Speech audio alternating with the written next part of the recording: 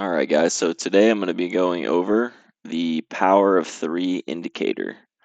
So how you're going to be able to find this indicator, you're going to go up in TradingView, you're going to go into indicators, and you'll come in here and you'll type in HTF Power of Three, and it's by 2 degrees. So once you selected that, you'll get either this menu will pop up or you'll see this little arrow here. So you can just click that and then you'll be able to see your indicators here. So I'll go ahead and pull up a settings menu here for these indicators. Um, so what you're seeing here are the indicators. There's 2 of them here. As you can see over here, I have 2 selected. And if you can see this tiny little number, it's going to show you the time frame that it's going to be setting on. So I have one of them as a daily time frame and one of them as a 15-minute time frame. So as you can see, I clicked the 15 minutes, so you're going to see this is where you can adjust what time frame that candle is going to show. So obviously I have that on the 15 minute. And then right here is going to be offset. So what this is going to do, it's going to change left to right where this candle is going to set, right? And that's not going to affect anything, how the candle forms or anything like that. It's strictly just going to be how far over off of current price do you want this, And I think you can actually go negative on this and kind of overlap these candles if you wanted to do it that way.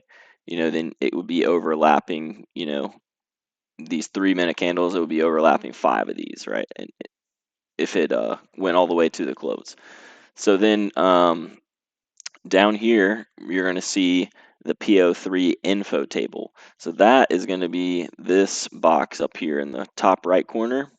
So it's going to just show you some info about that candle that's forming. It'll show you which one you have selected, how many minutes and seconds are left on that candle, and then it'll show you in ticks how big that candle is, right? And then obviously down here we have the same thing for this daily candle, how much time is left, what the range is, and so on. So, and then you can get into changing the colors, that's all just preference and stuff. But if you guys wanted to copy the same ones I have an offset of 5 for the 15-minute, and then I have an offset of 20 for the daily candle.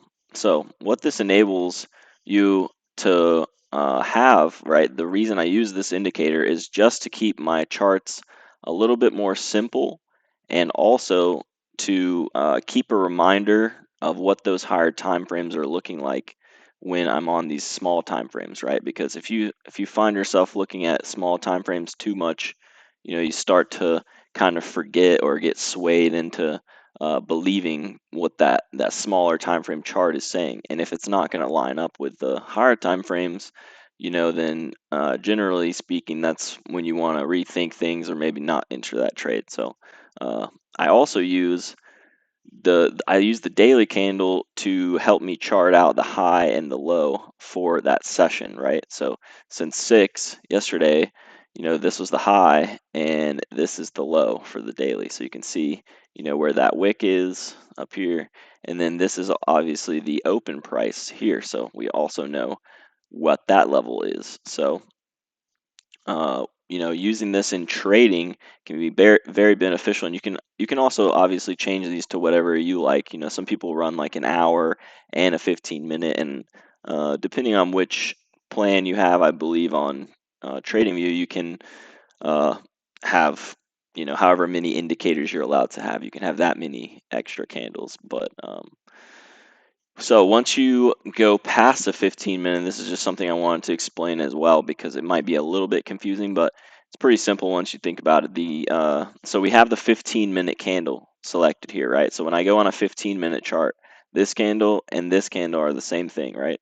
So in 8 minutes and 17 seconds up here, we're going to be closing that and it'll form a new one. So, sorry, my mom was just calling me, distracted me.